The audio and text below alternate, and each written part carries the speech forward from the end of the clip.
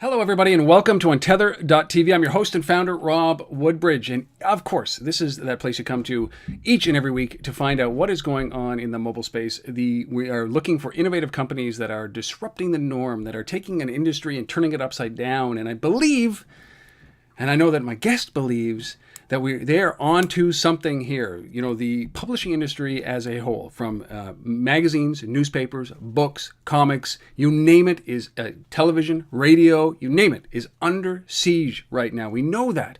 The transformation that has happened as a result of tablets, computers, mobile devices is unheard of since literally the printing press. And right in the middle of this is a company called NARR8.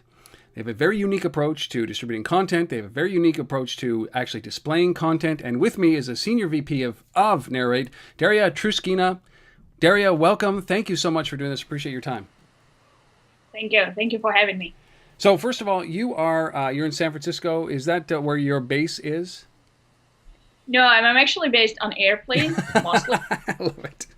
I travel like crazy. Our company, the company who's also partially in this project is Game Inside, and the company only 3 years old.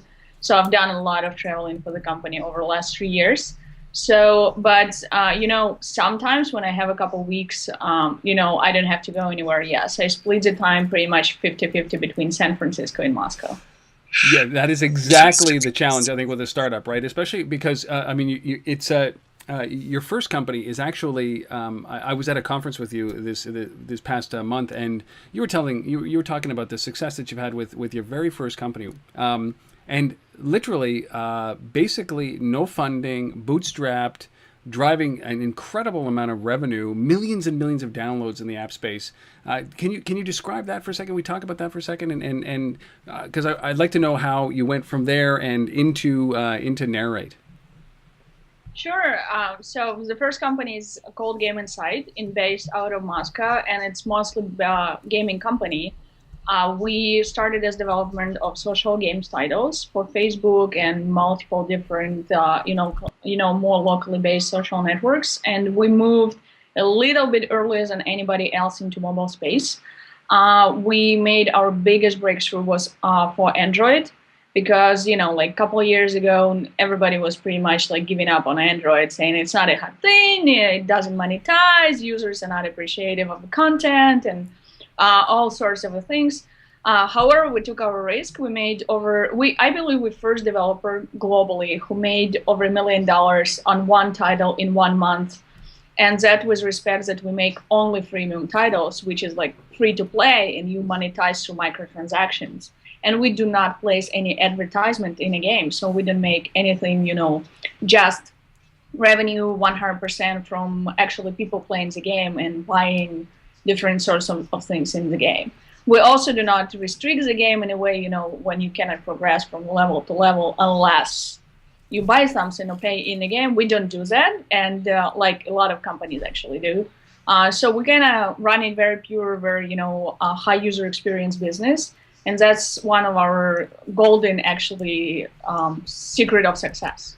I'm so intrigued by this, and I think we had this conversation during this roundtable that we were part of about creating awareness for your apps, and then it's great that you're doing this now. You're implementing this in NARR8 as well, and we'll talk about that in 1 second. But you said that you built a game, you drove $1 million worth of revenue through a freemium model on Android without advertisements. Yeah. Sorry, say that again? No money behind it in marketing or promotion. So no. So have you been able to replicate that? And is it just a secret sauce that you guys have? Sprinkled fairy dust or something? Yes, we actually do have a secret sauce, and we did replicate it pretty much in every our title, which comes to different platforms right now. But another kind of, a lot of developers probably would say tiny piece, but for us it's very important. We also dare to try new things. So, we, once again, first non-Japanese developer, for example, who's making a lot of money on Yahoo Mobage, #1 social network in Japan. No, first, because 99.9% usually developers with their content on that network is all Japanese. And we make in a game mystery manner 5x time money than on Facebook in the same game.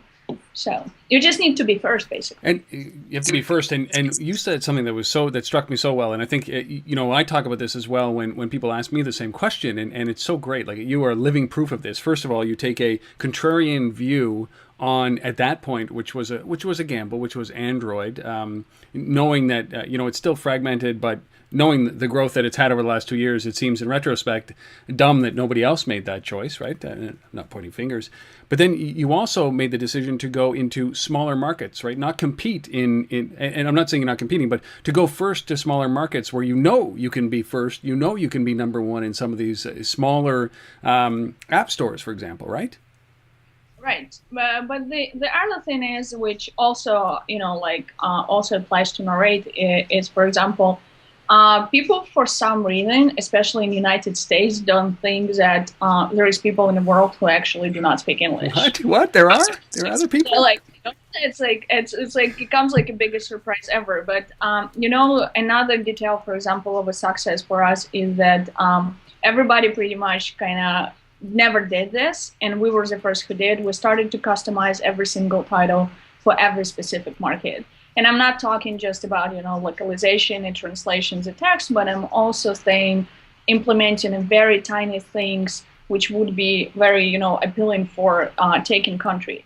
So, for example, in Japan, you need to make your characters to look more Asian, because then when the user in Japan would open an application, they would feel like the application has been created specifically for them.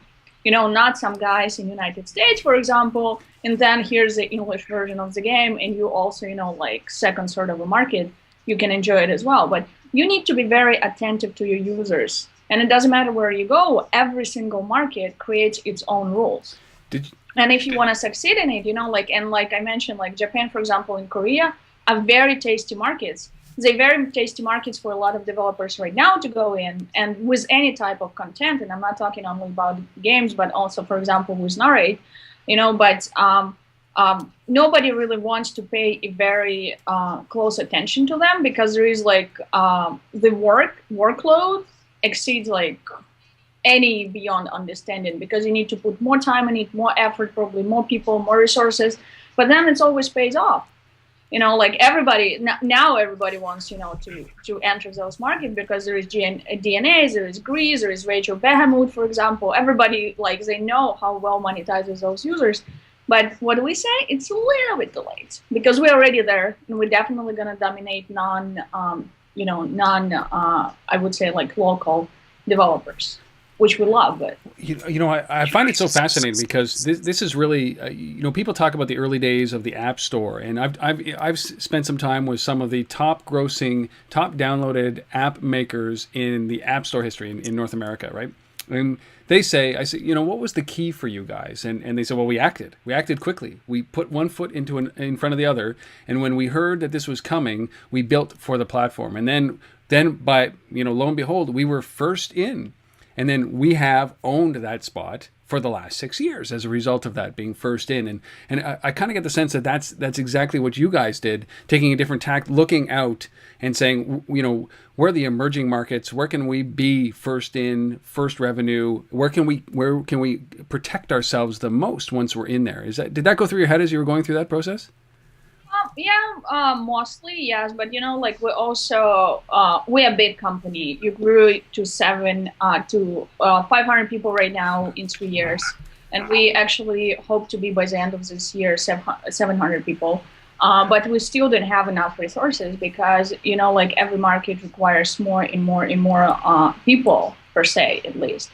And with emerging markets, and be the first is a great thing, but you also need to evaluate your risks very carefully, because be the first somewhere in China, it's not necessarily going to bring you revenues to support your people and your team. So for developers, it's very important to actually understand not to just go to every single emerging market there is right now, because there is a lot, but you actually need to go to markets where users monetize, or you can create something and be sure that you can monetize them.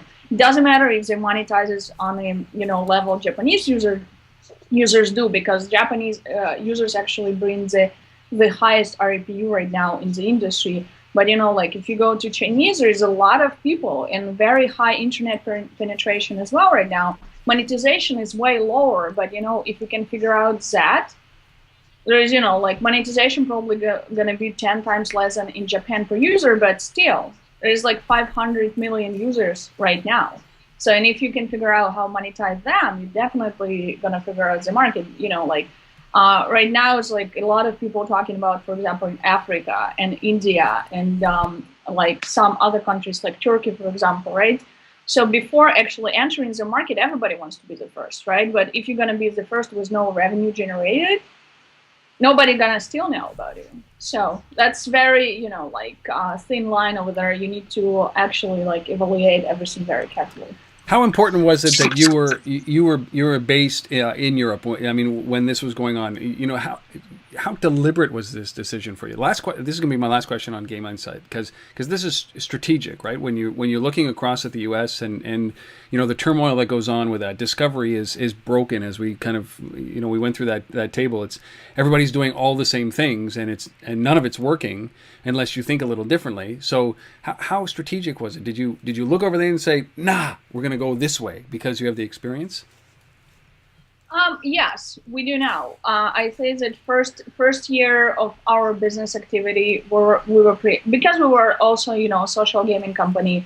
Facebook already was exploding, but at that time the local social networks like VZNet, for example, in Germany, Friendster in Philippines, in Malaysia, all those still existed, and they were generating great revenue. So we were trying to put our product pretty much everywhere. And for us, first, I would say like 6 months of the establishment of Game Insight, it was like testing and see where the markets are. But at this time right now, we actually don't have that opportunity in terms of to go and enter every single market, because we simply don't have as much resources, even though we're hiring constantly. And it's not about cash. It's not about being profitable, because we've been profitable for a long time. It's actually simple matter of human resources, and we still don't have enough. I think we're now growing like crazy to 700 people by the end of this year, hopefully.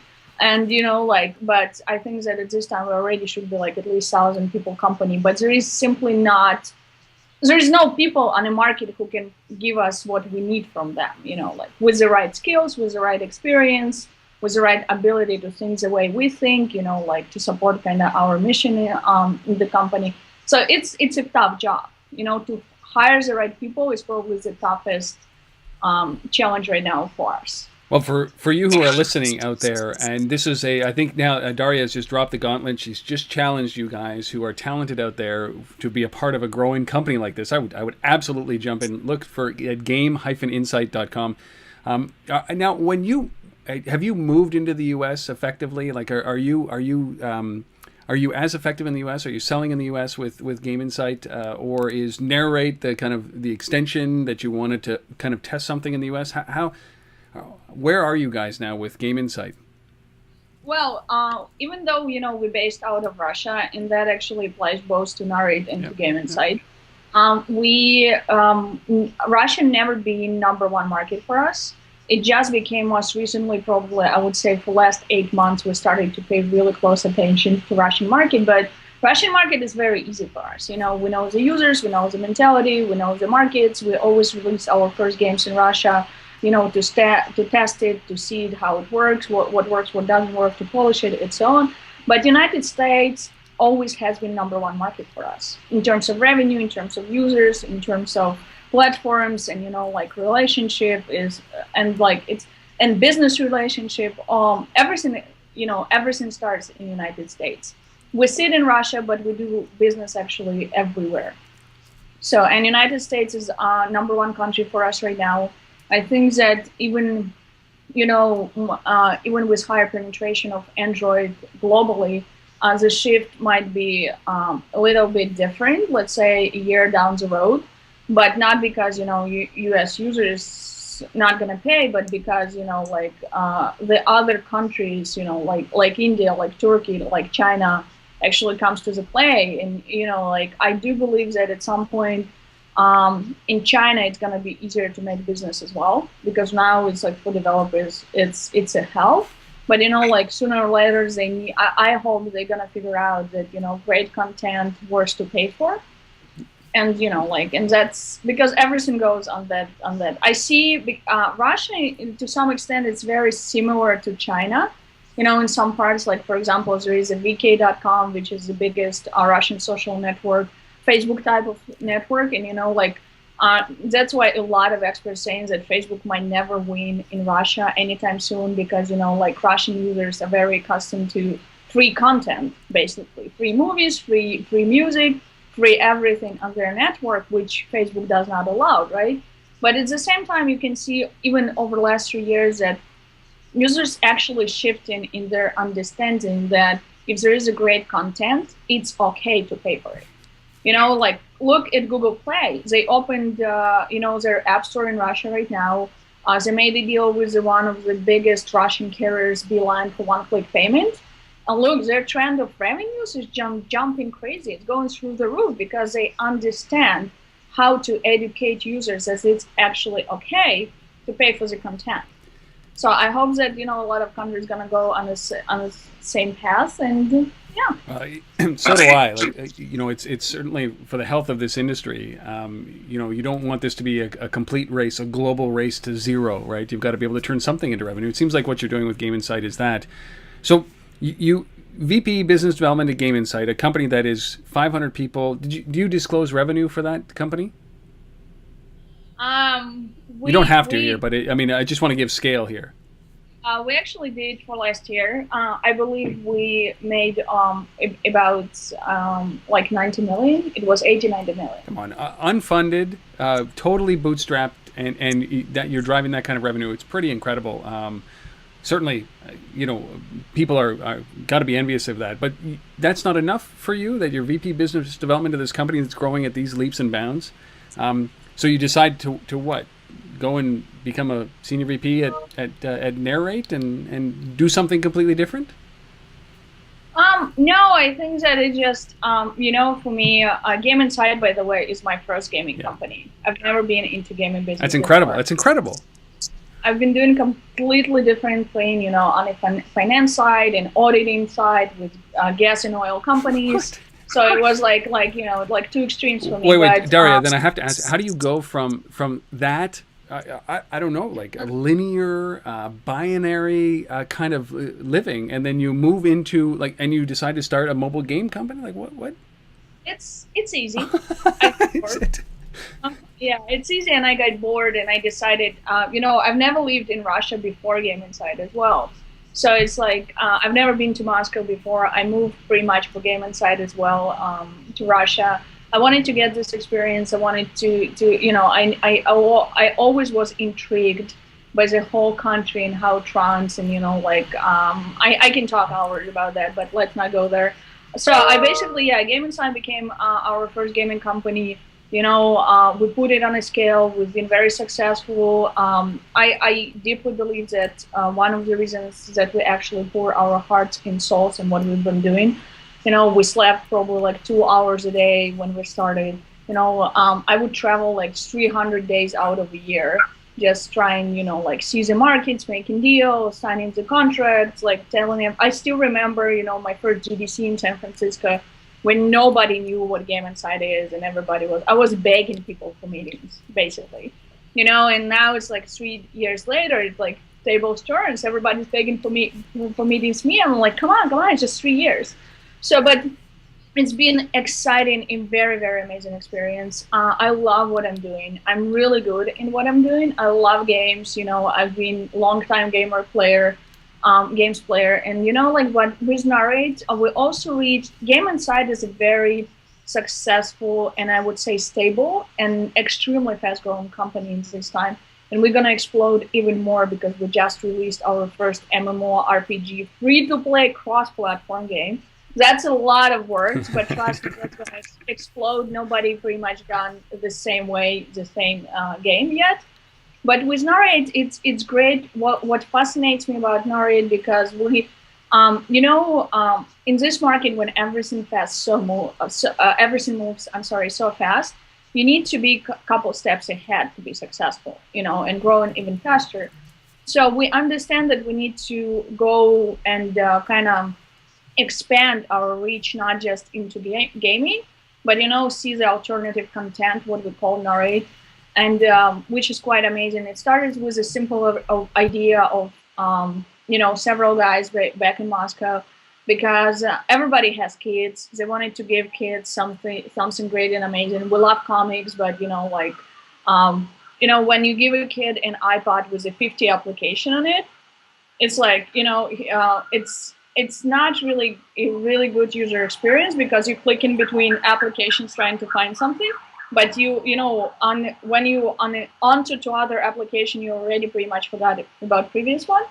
So with NARR8, we decided to it started as a creating entertainment platform with interactive content, basically to bring people back into reading and make it a little bit more entertaining and fun. Because for me, like I love comics, hardcover, old fashioned, but I'm actually kind of giving up on that and going into NARR8, because I love to kind of click and see like special effects coming out and like animation and music. It makes my user experience in reading something more and more exciting. So we started as that, and then we decided that we need to expand and kind of give the user an ability to click only on one icon on your screen, and there you can enjoy any type of content. So right now, NARR8, it's pretty much, you can read fiction, non-fiction. There's going to be a lot of educational content in it. There's going to be a lot of sport content. We want to bring some animated cartoons in it. We dreaming about bringing some movies, sort of, like breaking it out by the mini videos probably. There is all the games inside games on it right now. So it's basically, you just can click through like, I'm on airplane, I want to play a game, 2 minutes later, I want to read the comics. I don't have to jump between like 50 applications trying to find something, But at the same time, it's actually helps you to enjoy something different, because I believe nobody does anything like this.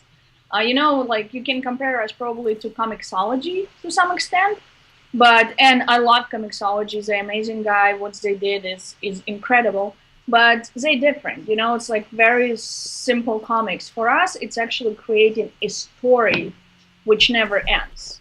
It sounds so big. Like I don't think that by the sound of you guys, you're describing a game insight. It doesn't sound like to me like you kind of take a little tepid little foot in and test the water a little bit. You guys have gone all in with NARR8 because it's an all encompassing application. Now this just recently happened where Apple has started to crack down again on these kind of app discovery engines inside of the App Store, and they've started to pull these apps out. Do you get worried? This was a complete aside. Do you get worried about that kind of stuff when Apple has that much control over kind of your livelihood? It's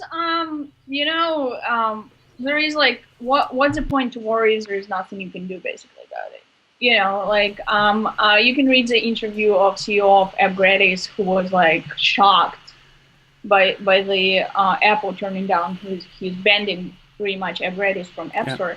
But for us, we're not worried because we actually do not violate any of platform's rules, and that's very important. We're not trying to create our own app store inside the app store. That's not what it is. We're creating all the content you have on NARR8 right now, 100% created by us from scratch. We definitely will try to bring some well-known IPs on board and create something amazing based on those IPs as well. But it's not going to be like platform inside the platform. It's completely different things. So I don't think that we should be worried or Apple should be worried, because it's just it's a new way to pretty much read the books and comics, and watch video, but it doesn't compete in any way with like App Store itself. I like that. I wouldn't be worried. I like the way that you frame that. Is that because it's we're not worried, and we don't think Apple should be worried about us either. And this is a good publishing tool. Okay, Now, this is a huge problem. Like, there's a lot of companies that are challenging this problem, right? Around content, the shift in the way that we consume our content from physical goods, books and comics and magazines into the digital world and digital. Then it becomes a digital discovery thing. Why attack this problem? Is it just that, sure, there's nobody doing this right now, and eventually there will be somebody doing this, but it is a monumental challenge that some of the biggest publishing companies on the planet haven't been able to figure out. Why would you guys decide to attack that? Well, because like if you look at at least several generations of kids right now, they for them to have iPad is like or touch screen is normal thing, right? I love that YouTube video. I don't know if you've seen it. When they give it, yeah, he's like he's looking in a newspaper or magazine. And he's trying to. It's like why nothing's happening? This magazine is broken. Yes. Yeah. Yeah. So that's a future. That's already here. And for us, we don't want to lose that, excitement in actually reading comics. I don't know. I think pretty much every, in a good way, geek or nerd, like love to read comics as well. And I love geeks and nerds. Don't get me wrong. It's like I mean it actually in a most, positive way. So for them to create something amazing, to be able to create an experience for kids who usually do not read anymore, kind of to bring them on board because, we all have kids. We see like how they don't like math or reading or, like languages in the school. For them, that's what I mean. We're going to bring more educational content in it, for example. And like there's going to be like math, which is going to be exciting for kids to go on a tablet. And instead of like playing like shooting games and killing somebody, they're actually going to be, oh, hey, this is fun. We know how to make it fun. And, it's free. Content on NARR8 right now, 100% free. It's one of the great features of it is that it's downloadable. So even if you don't have the internet connection to your iPad, or to your Android device at this time. So you still can, enjoy the content, you still will have something to entertain your kids while you're in a car, on the way to your grandparents or something. How can it be free? I mean, how do you turn this into revenue, into another 90 or $100 million company? Right. So what we do, we actually decided to implement the freemium monetization model we have in our games. And I mentioned before, like all our games are also free. You can enjoy playing games for the rest of your life without paying a cent in it if you want to. But we actually know how to interest and engage a user to the extent when they actually want to pay us something.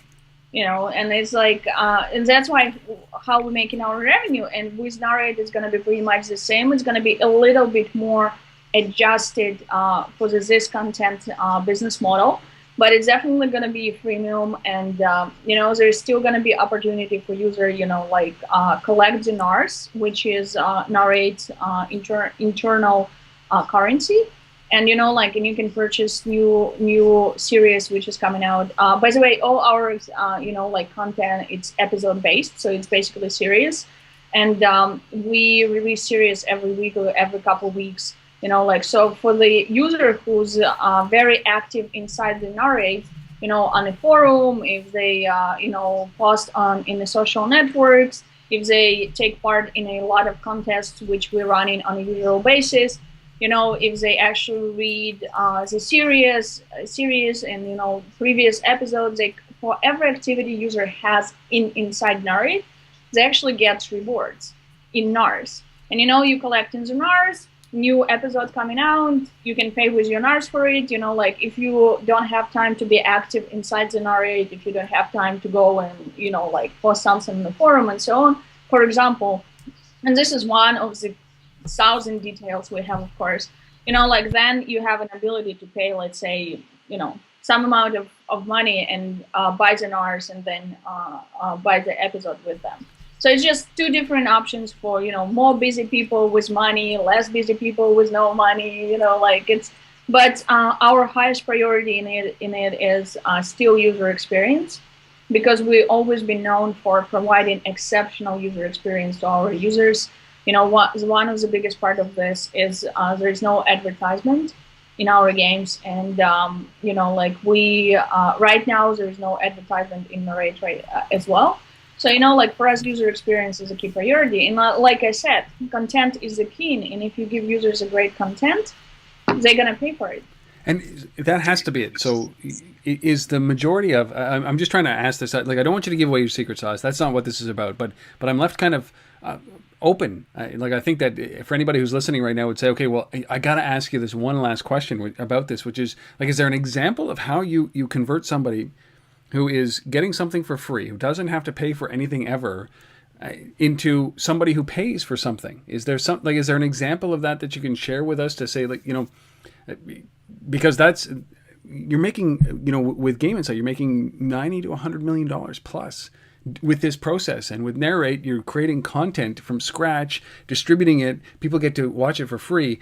So even I'm a little stumped about this. So it's pretty much the same as we started Game Insight. It is the same model, more or less. It's a little bit more adjusted, but it's still, for us, for any developer who actually makes premium content, free to play or free to read, or free to consume pretty much content, the biggest challenge is to keep the user interested, to engage the user. So if I'm creating the we have amazing series called Chronographics. So it's basically it's like mini episodes of my most favorite one is, for example, there's a lot of photographs and pictures, and then you can switch a little bit and see, let's say, how the bird would see the same photograph, and then how human can see it. And then you go to another photograph, and they're like how this animal, for example, would see it, and how the human would see it. It makes it interesting because there is effects, there is music, there is animation in it as well. So so now I'm very interested to know the next episode is coming out, is going to be something as much fascinating and interesting. So I'm interested. So by the third episode or fourth episode, I wouldn't mind to actually pay, like, I don't know, I'm not sure what the pricing right now is going to be, because we're just launching like monetization model, but no, I wouldn't mind, let's say, $1 to show the next episode to my kids.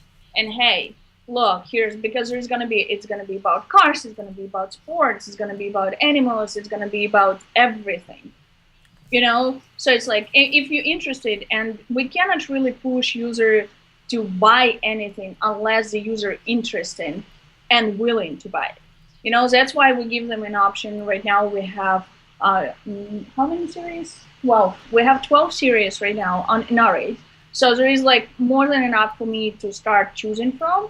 Like, you like horror, here's your series. You like detective stories, here's your series. Like, there is always something to choose from. And the user probably will never buy every episode in every series, but that's not what we actually going for. We actually want to bring NARR8 was created for the audience from 5 to 95, and that's small our audience. objective. Yes, that's our objective. Like, we want to bring something amazing and something of exceptional quality to every user who has like tablet in their hands. And it doesn't matter if it's iOS or if it's Android or if it's going to be Windows, because we're launching for Windows as well. We're launching for Amazon. So that's something we want to create amazing experience for every single person on Earth, basically. And yeah, that's a big goal, but Darya, I mean, what you've just described, I mean, as you said early on, sometimes you have to kind of fly in the face of convention, right? So everything that you just said is it's like we're going Android first, right? Which was 2.5 years ago, which was a risk at the time, certainly with iOS's domination, and so it was Android first. We're going to go outside of the main market first. We're going to go find some niche markets and play in there. And now you're going after the publishing industry with your own created content, all free, with enough hooks to be able to get people to pay, and with a target demographic of everybody between 5 and 95. That is like a gargantuan goal. I mean, I love it. But classic books tell you, business books, teachers, professors, economists, entrepreneurs, and successful business people say, listen, narrow your focus, succeed in your niche, and you are just saying, screw that, we're going to do it all. Yes, pretty much, because, well, we're from Russia. So I love it. We're crazy. That's why we love to dream big. And that's why we do everything big. And that's how we make our success. Because, you need to be a little bit crazy. Yes, you do. To do amazing things in this life. And I just want to correct you a little bit. We're not actually going after publishing. Yeah. We just want to do it our own way, in a new era way, I would say, because it's completely different times right now. But we are actually not going to be very close to that, because I hope by the end of this year, we're actually going to open the NARR8 for third-party publishing, so pretty much any publishing house, any author, any creative, person on earth could submit their content for us. And we're going to be more than happy to have amazing, amazing guys for that as well. And I think that's the difference, right? Is that, I don't think that you're heading, most companies, even publishers, are attacking other publishers. They're looking at what they're doing and they're trying to emulate it or one step up. And I think your approach, and you're right, I shouldn't say that you're taking on publishing. You're inventing your own, you're reinventing that system, but from not a classic viewpoint, which is the publishing industry, right? The publishing industry is stuck in the publishing industry. You looked at it and said, well, why don't we do it this way, right? And so, would you quantify this as reinventing your little segment of it? Definitely. Okay. Yeah. And I think that's a really good phrasing. What do you think is the impact that you guys will have? Because, the reach that you do have with, I'm going to assume, with $90 million in revenue from Game Insight, that you have millions and millions of users out there right now that are using your products. So you have what I would consider to be an enviable position. You've got great products in market. You've got a massive engaged audience, bigger than any other publishing house on the planet. So what do you think the impact you guys can have on publishing, on the publishing industry in general? I think, our number one goal is, of course, global domination. So that's, very simple, very easy. But in terms of impact, I do think that I personally still enjoy, hardcover books and all of that. But I'm actually also see how I'm shifting, into pretty much reading everything on my iPad, starting from magazines and books, and especially business books and articles and all of that. I think that publishing houses should start thinking a little bit more forward, and not to put themselves in a position then a couple years down the road when NARR8, and I'm so sure there's going to be hundreds of different types of NARR8 on the market later on, because big publishing houses, as well as any old-fashioned dinosaurs in the industry, any industry, what's happening right now, they're not thinking a couple steps forward. They actually put themselves in a position when they need to catch up constantly, and when the business doing a lot of catching up, that's not how you do successful business. That's a worst probably possible way to do that. So that's why I'm saying, if there's any publishing houses who has amazing content, come talk to us. We can probably definitely work something deals out. We're talking to biggest IP owners right now, and from various segments on a market, starting from books, and we have a new series coming out, and it's romantic, very something that publishing industry has been making money on for a long time, primarily for female, certain age, and so that's what we're doing. We're not trying to, like I said, we're not trying to ruin anything, but we thinking several steps forward. We're doing it's our own way, and we know that it's going to be successful because the numbers we see on NARR8, for example, right now, it's already successful. We're also moving extremely fast with, going for the new platforms. You might laugh, actually, it's interesting, but a lot of people asking me, so what's the next hot thing in the market's going to be? What's the next hot thing, right? everybody wants to know what's the next hot thing so they can jump on the train early. And I'm actually thinking that it's going to be Windows 8 and smart TV. And, like, for example, NARR8 is perfect content for smart TV because the big screens. And, with extended types of the content we're going to bring on board as well for NARR8, it's going to be even more extensive in terms of, like, you can play it, you can read it, you can watch it, you can listen to it, you can do pretty much whatever you want to do in it. And you can do it, like from your iPad when you're alone, or you can do it on a TV when you have the whole family around you. So that's another great thing as well. So when it comes to the content, you're creating all the content right now internally, right? You guys are doing that? Yeah. So I mean, and this is interactive. It's rich. I mean, I've been playing with it with NARR8 on my iPad. It's rich and it's deep and it's not just it's three-dimensional, right? It doesn't pop out, but how long does it take for you guys to create this content? I mean, it must be a labor to do it and to create such high quality content, which is your mantra, which I remember you very clearly saying this in California, that conference, at the VentureBeat conference. You said, listen, you know what? The underlying secret to all of our success is that we create great product, right? If you create great product, people will use it. So how do you maintain that level? And does it take a long time to create that content? It takes a long time to create the first episode, for example, but it takes a lot of time. It takes a lot of effort. It takes a lot of vision and understanding. But, then we like moving really fast. And we're actually replicating the same experience we've been having before because like I said, we expanded into different markets with NARR8 as well. NARR8 already exists in, Russian, English, Spanish, and Korean language. So we're going after those markets because we love them and we know the users already from our games. But what we're doing, it's actually one of our uniqueness, I would call it as well, is that we have, so every series is actually created by separate studio. So it's like separate guys. But, like they have this unified database of knowledge, which, every other studio has access to.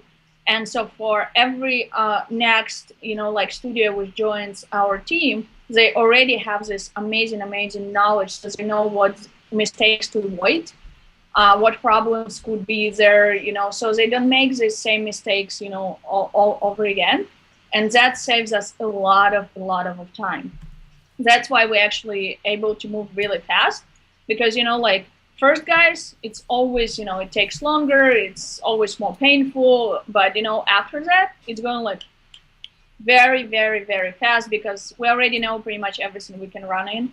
And we're just avoiding, like the problematic zones. And that's it. So would you say that those are the development challenges around not only the app itself, but the content is one thing.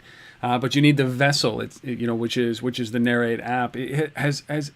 Were there any challenges in that, or did you guys set this out? You understood what you needed to do. Have you had to modify anything? Have you had to change your business model? Have you had to change the way that you bring content in? Has there anything that stuck out that you say like, I wish we had done this differently when we built the infrastructure for this? Oh my God, yes, we changed all the time. It's like it's crazy. It's actually very hard when you have million ideas in the same time. And, sky is not the limit for us, unfortunately. Even that, because, there is always a ways, you look at it and it's already amazing, and if somebody who's not in the team would look at that, they say, oh my God, it's amazing content. It's amazing, the graphics and, monetization and the balance and all of that. You guys created something amazing. But for me, I'm looking at this, I'm like, oh my God, we need to do this one more thing here, and then this one more thing here, and then so it's a constant process. There is always something else we would love to add to it. But we also, what we're trying to do, we're doing a lot of brainstorming back in Moscow. And what we just brainstorm the whole ideas, pick the big, the one we can actually agree on all together. We implement it in a next episode, a next series, or next type of a content we want to bring to the NARR8. And that's how we, because it's physically impossible to implement everything what we want to do. But that's actually great tool for all the developers, and I would highly suggest it. You need to find the people who not just can code, for example, right? You need to find the people who also would love the product you're making just as much as you do.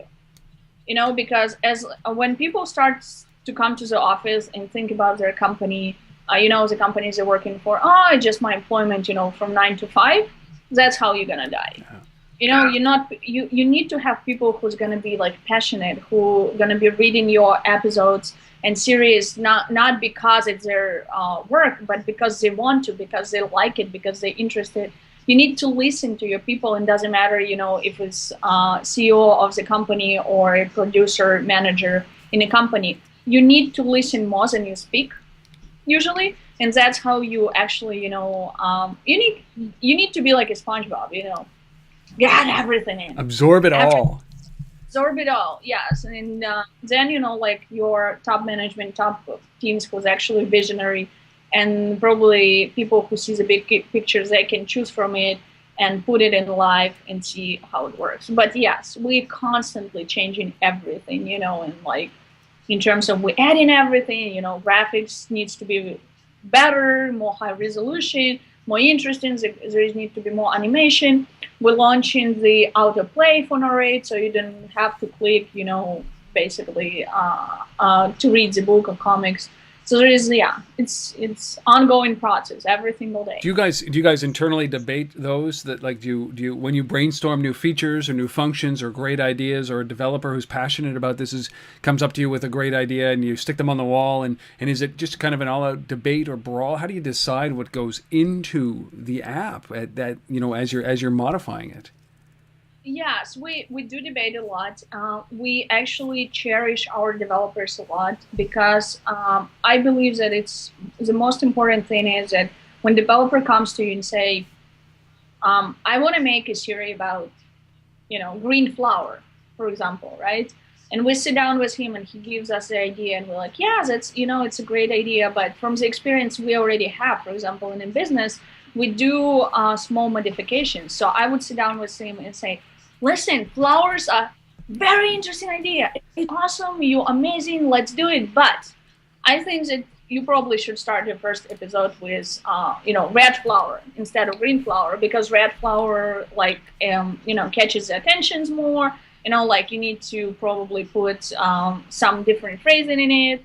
Here, I would suggest you that we need to do it probably for this country. So this flower might not be the really good idea for Korea. So, all those small modifications, but in terms of foundational and basis idea, yes, it all comes from the developers. And we do have several ideas we kind of killed, but those were absolutely no way, everybody was agreeing in the team that there is no way those ideas could actually survive, left alone making money. So. Yeah, I'm always interested in the ideas that don't make it in, right? So and the reasons behind that, and there always has to be some, and part of it is gut, part of it is experience, part of it is obviously knowledge and understanding, and the other part of it is obviously vision of the company. If it doesn't fit any of those things, it doesn't fit. It might fit in somebody else's company. I'm always intrigued by that kind of conversation, because it's much more important. And maybe I'll ask you: is it more important the stuff that you leave out or the stuff that you put in? I think it's more important the stuff that you put in, because it takes more of your energy and time to actually think about it. And the stuff when we kill the idea, and that sense God happens very, very rarely. We over 3 years we have probably couple only. But the stuff when we kill, it's ultimately, we make our decision really fast. So it's not like we sitting and we're thinking and thinking and thinking and thinking, and then the opportunity passes you by, right? Yeah. So it's no, we make our decision really fast. So if developers would come to Alexander, for example, president of NARR8, with the idea and say, hey. And if Alexander thinks that it's not a good idea, he would consult with other people, but it would be within an hours, not within days or months or weeks. No, it's really fast. We're no, move on, do something else. If we like the idea, we're great. You have the idea, we have the resources, we know how to make it creative. Alexander is one of the best, if not the best, product person in Russia, in probably the whole CIS at this time, because he knows exactly how to deliver amazing product to make it, and there is other people like me, for example, and Lisa, who knows how to make business out of it, which is, another very important. Perfect. Yeah, perfect mix. So we have this, we have this amazing mix, which actually helps us to move faster. And we do make our decisions really fast. Do you think that the decision-making process, I've seen, traditional media all over the place. I've seen traditional companies. I've even seen mobile companies that hum and haw. They take a long time to make their decisions. They don't make decisions. I mean, is that what separates, an average or failing company from the great companies? They can execute on a dime like that? Yes, like in this industry, you don't have time to think. No, you don't. Because if you start to think today, tomorrow is going to be too late. Right. The best, going a little bit back, the best example is Android for us. We did thinking probably for a week, which is very unusual for us, and we're doing really fast. We thought about it and we're like, okay, let's do it, and we had the greatest success ever. So now we're not. I personally, it's my personal opinion, I think that people start to think and overthink things when they're scared. Right. When they feel threatened or something, or. No, when they, people didn't go, let's say, to Korean market because they don't understand the market, and they, the first thing they assume is that it's going to be a failure, right? Instead of just, hey, we don't know the market, we're going to get to know the market. Well, if we go in there and we're going to fail with one title, we bring another one. We're going to do our analytics, we're going to do research, we're going to do fast. So that's how it should be. Commitment. I think that's what, you're describing to me, the commitment, the ability to stand by it. You made a decision, so you don't waffle on it, and you go in there wholeheartedly, and you're going to make it work. You're going to do everything that you can to make it work? Correct, yes. All right, Darya, I love this world domination, and the approach that you guys take. I'm from Canada. We are a how do you say this? A polite population of people that appreciate the fact that you are going to dominate the world. We read our books. You destroy, not in a bad way, but you uproot all of our learnings, and then you show us the success that you can have by thinking a little bit over to the left side or to the right side of the normal, and I appreciate that. But now that you're in NARR8, you've had this success with Game Insight. You've launched all of these applications of these games, millions and millions of users. How? Last question here, and it's a good one, I think. How are you marketing effectively, getting this into people's hands? Like, how are you taking this product, NARR8, and creating a tremendous amount of value to the point where you think that age group 5 to 95, and everybody who reads is going to use this? How are you doing that? We're doing it by creating the content nobody did create before us. We do it by creating a high quality user experience, which not so many companies in this space unfortunately did. We are the best in understanding the freemium monetization model. Clearly. We dare to try new markets and, to go there on our own and to understand them. We highly appreciative of our audiences, we keep them interested, we keep them engaged. We always listen to them. We always want to bring what they want to see. We basically, we all all-time gamers. That's how Game Insight started. We wanted to create the game for us. Nobody created before us.